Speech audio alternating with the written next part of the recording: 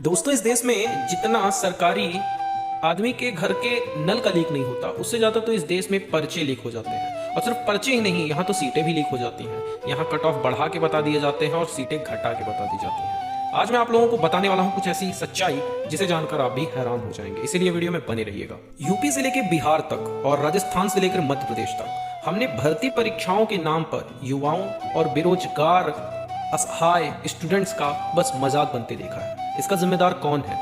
अब ये वो बच्चे हैं जो गरीब हैं और मिडिल फैमिली से आते हैं, क्योंकि जिनके बाप के पास अथाह पैसा है वो तो कभी गवर्नमेंट एग्जाम की प्रिपरेशन करेंगे ही नहीं। और ये बेचारे गरीब और मिडिल फैमिली के बच्चे जो हैं वो अपने माँ बाप के, अपने परिवार की फाइनेंशियल कंडीशन सुधारने के लिए न जाने कितने सालों से सिर्फ एक गवर्नमेंट जॉब के लिए कितने गवर्नमेंट एग्जाम देते हैं। और उसमें भी जब पर्चे लीक हो जाते हैं तो कितना दुख होता होगा उन परिवार को और उस स्टूडेंट्स को, आप समझ सकते हैं। और आप में से मैक्सिमम लोग स्टूडेंट होंगे और आपको ये पता ही होगा कि एक एग्जाम फॉर्म फीस के लिए कभी 500, कभी 1000, तो कभी 1500 और कभी कभी तो 2000 तक चार्ज लिया जाता है। और फिर शुरू होती है इनकी वो एक ऐसी जर्नी, एक ऐसी शुरुआत जो कभी अंत नहीं होती। करोड़ों अरबों रुपए फॉर्म फीस के नाम से वसूल लिए जाते हैं।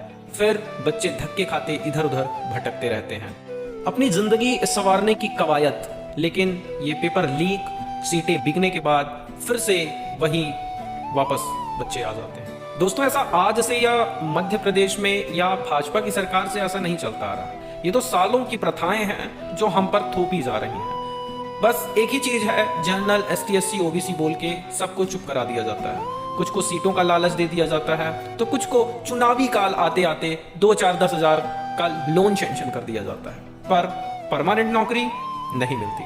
आज इस वीडियो में हम ये भी चर्चा करेंगे कि ये इतनी भयानक कैंसर जैसी बीमारी का अभी तक कोई क्योर ढूंढा क्यों नहीं गया।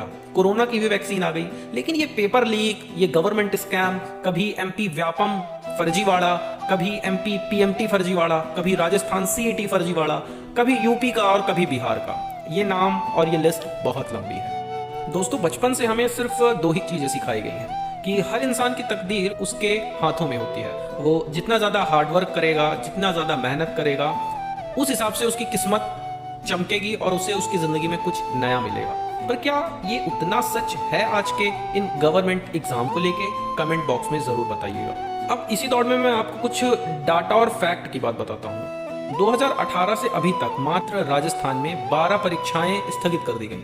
अब इसका क्या रीजन था, उन्होंने कुछ ऐसा फैक्चुअल बताया नहीं। अब सोचिए, अगर उन 12 परीक्षाओं में 10-10 लाख अभ्यर्थी ने भी फॉर्म भरा होगा तो उसका कितना अमाउंट सरकार के पास गया होगा, और न जाने उन्होंने अपने कितने साल उस एग्जाम की प्रिपरेशन के लिए दिए होंगे। इसका खामियाजा कौन भुगतेगा? और सिलसिला यहाँ रुकता नहीं है। रीट की परीक्षा हुई थी 2021 में, उसका भी पेपर लीक हुआ था। और शर्म की बात तो ये है कि उसमें RAS, RPS और शिक्षा विभाग के 13 लोगों को, साथ ही 2 पुलिस कर्मियों को भी गिरफ्तार किया गया। लेकिन इससे किसी को कोई सीख मिलती नहीं है। करप्शन अपने चरम पर चलता रहता है। अब इससे आपको एक ही चीज समझ में आती है कि किसी भी पेपर को लीक कराने में पूरे के पूरे स्टेट की हर एक डिपार्टमेंट के कुछ लोग सम्मिलित होते हैं। अब इनको कोई पकड़ क्यों नहीं पा रहा है, और पकड़ भी लेता है तो कुछ दिनों बाद ये छूट जाते हैं। अब इनका क्या सोल्यूशन हो सकता है, ये मैं और आप डिसाइड करेंगे या सरकार डिसाइड करेगी? अब जहां तक मुझे जानकारी मिली है कि ये जो पेपर सेटर होते हैं ये कोई ऑनलाइन पेपर सेट करने नहीं बैठते कि इनको कोई हैक कर ले जाएगा और कोई हैकर निकाल ले जाएगा। टोटली ये प्रोसेस ऑफलाइन मोड में होती है। फिर उसको उनके सर्वर पे अपलोड किया जाता है। उस कंप्यूटर में ना तो कोई पेन ड्राइव लग सकती, ना तो इंटरनेट से कनेक्टेड होते। मीन्स जो धांधलेबाजियां हो रही हैं वो उनमें से चेयरमैन पर्सन या जो सीनियर काउंसलर्स के अधिकारी होते हैं वही गोलमोल करते हैं। इससे ये भी बात समझ में आ जाती है। या दूसरा रीजन ये भी हो सकता है कि जैसे मध्य प्रदेश की अगर हम बात करें तो मध्य प्रदेश में कुछ फर्जी एजेंसियां पेपर कंडक्ट कराती हैं।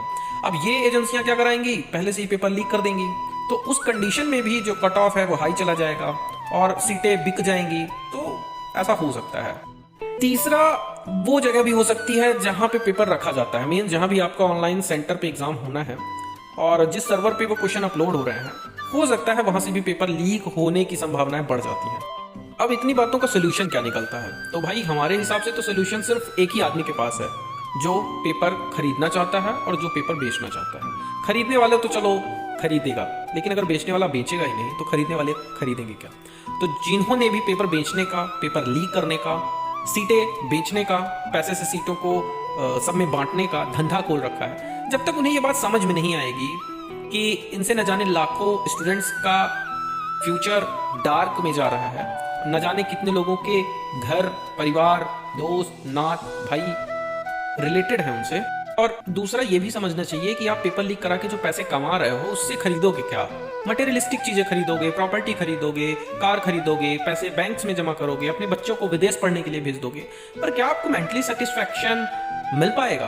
क्या आप अपने लाइफ के लास्ट स्टेज पे इस चीज को डाइजेस्ट कर पाओगे कि आपने करोड़ों बच्चों के भविष्य के साथ खेला है, उनके माता पिता की उम्मीदों के साथ खेला है?